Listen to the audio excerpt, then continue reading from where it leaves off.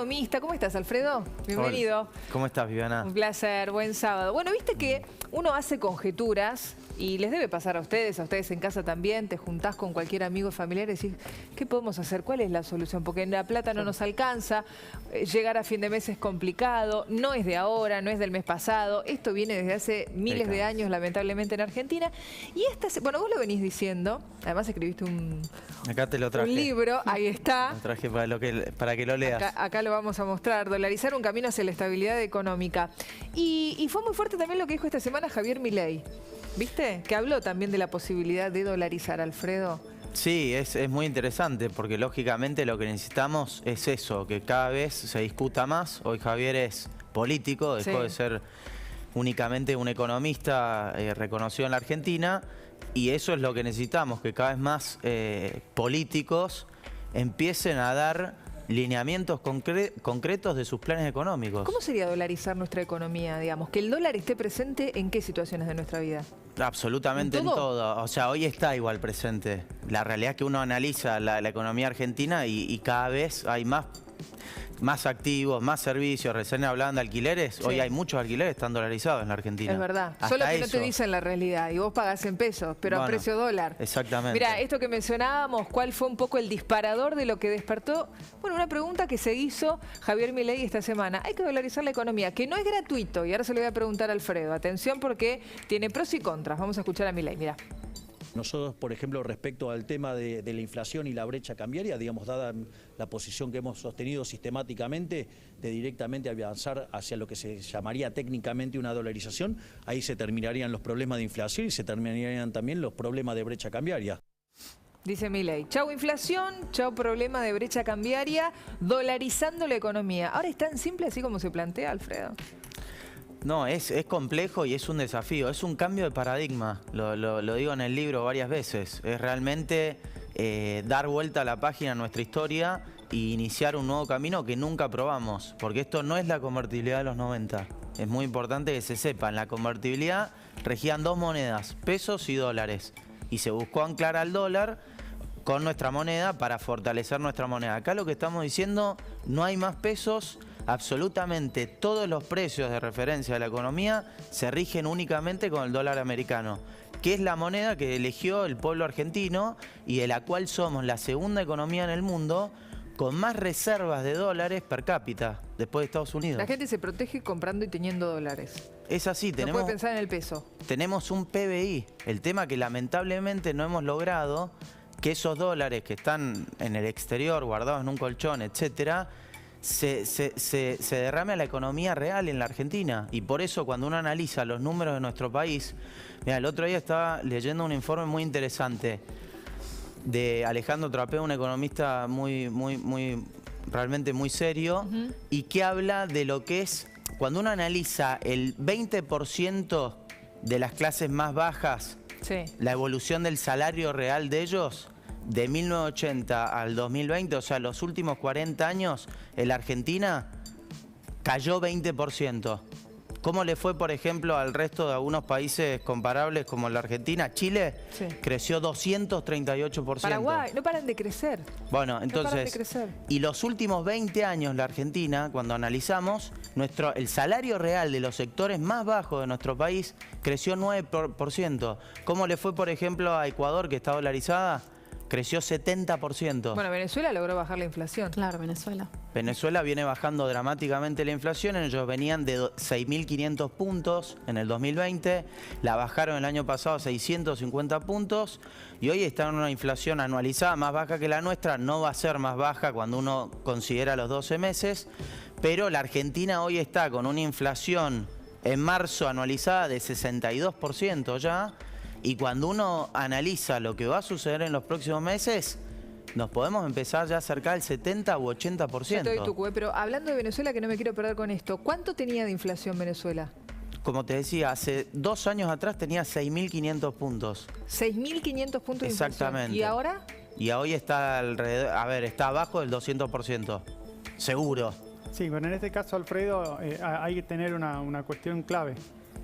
El que peor la va a pasar es el que hoy le está pasando muy mal en Argentina. Durante el proceso ese, hasta que se llegue al punto de que todo se dolarice o que todo circule en el país con un precio dolarizado.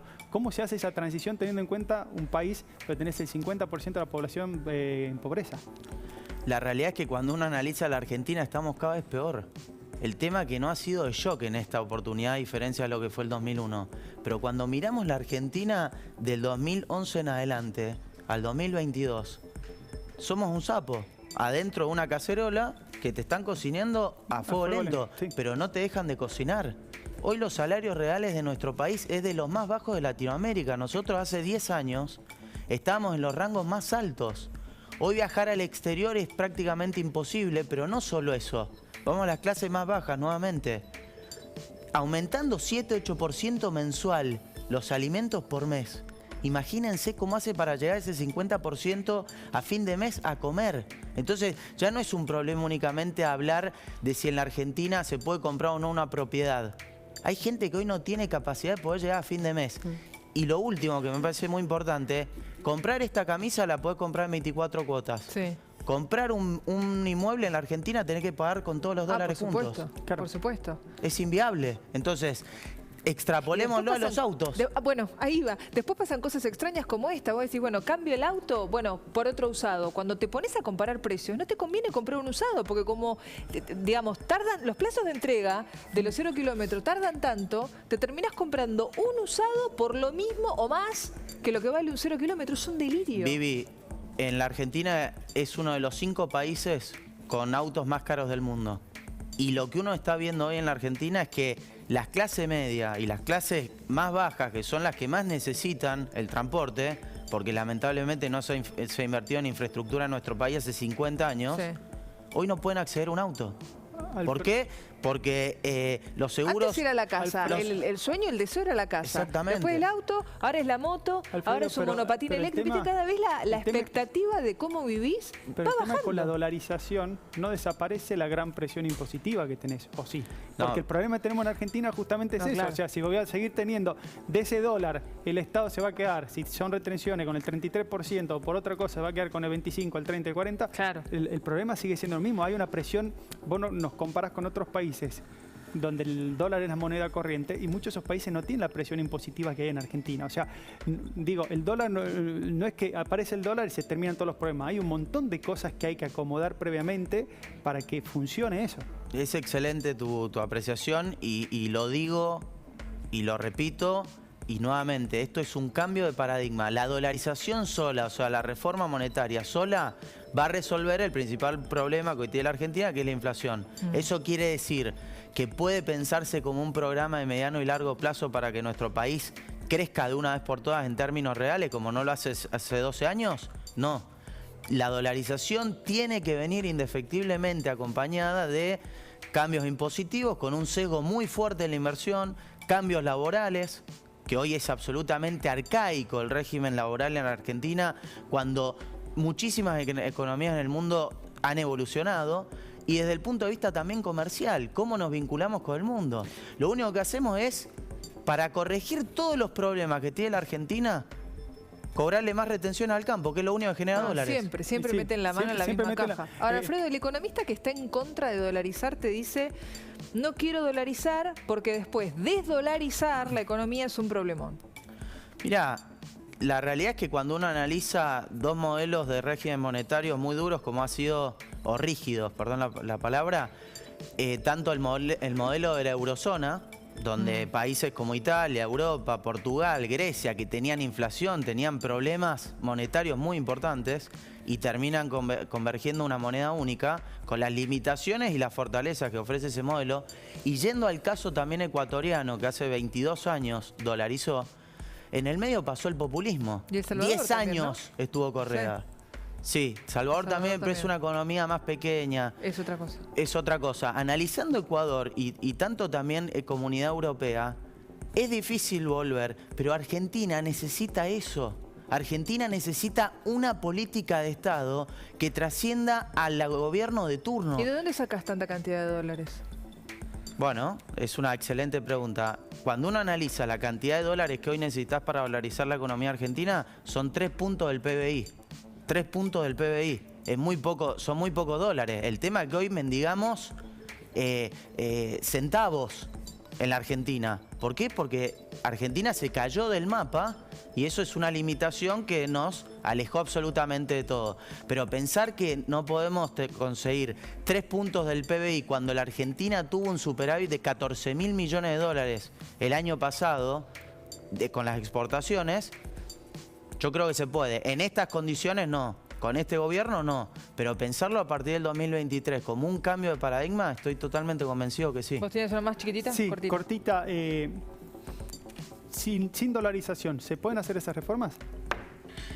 Eso es lo que pienso. Dolarizar la economía argentina es el catalizador para poder hacer las otras reformas. Y si no, veamos la historia. En términos fiscales, 118 años, solo 8 años de superávit fiscal. En términos monetarios, desde 1935, 8 años de inflación de un dígito sacando la convertibilidad. Entonces, hagamos al revés la pregunta. ¿Podemos hacer las reformas en la Argentina que necesitamos? Yo creo que no. La historia lo ha demostrado.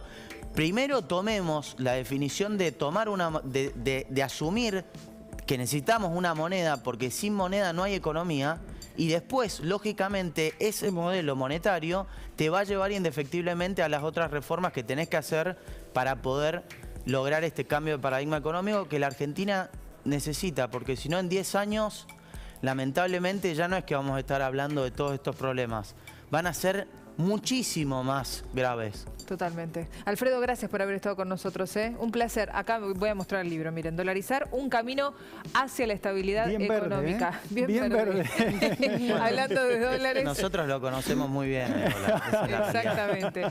Gracias. Un placer, Gracias. Alfredo. Que estés bien. Les digo algo, nos vamos a meter en otro tema polémico.